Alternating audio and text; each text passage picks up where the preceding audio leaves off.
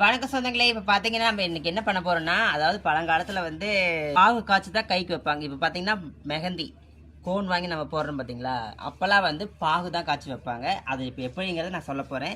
தேவையான பொருள் வந்து அது வந்து குங்குமம், சரிங்களா?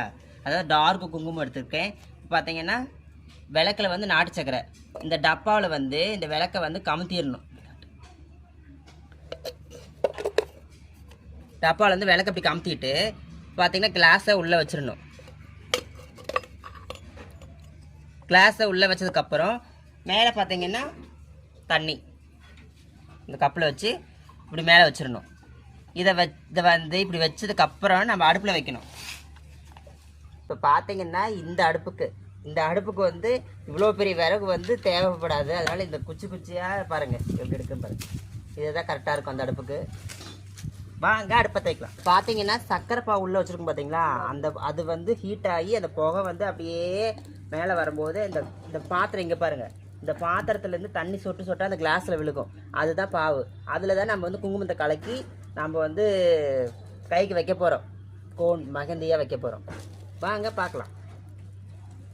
உள்ளேருந்து பாருங்கள் புகை வருது பார்த்தீங்களா, வெள்ளை கலரில். மேலே இதுலேருந்து வேர்த்து அப்படியே அந்த கிளாஸில் கொட்டும். பார்த்தீங்களா எவ்வளோ பாவு வந்திருக்குன்னு. இதில் வந்து நம்ம குங்குமத்தை கொட்டி கலக்க போகிறோம். இப்போ நமக்கு தேவைக்கான கொஞ்சமாக தான் போடணும், அதிகமாக போட்டுறக்கூடாது.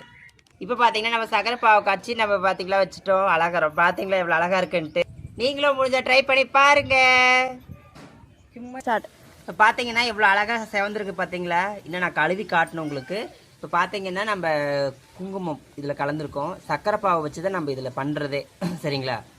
இடையில வந்து குங்குமத்தை நம்ம வந்து கலக்கிறோம். அதில் பார்த்தீங்கன்னா எவ்வளோ டார்க்காக எவ்வளோ அழகாக இருக்குது பாருங்கள். பார்த்தீங்கன்னா இது ஒரு 1/2 hour வச்சதுக்கு நீங்கள் கழுவுனீங்கன்னா ரொம்ப அழகாக செவந்திருக்கும். நீங்கள் ட்ரை பண்ணி பாருங்கள். கை அப்படியே கம்மன்னு அப்படியே மோந்து பார்த்தா ரொம்ப மணக்கும். இது 2-3 நாளைக்கு அந்த மனம் அப்படியே தான் இருக்கும். நீங்கள் ட்ரை பண்ணி பாருங்கள். பார்த்துட்டு பிடிச்சிருந்தா கமெண்ட் பண்ணுங்கள். ஓகே, நன்றி, வணக்கம்.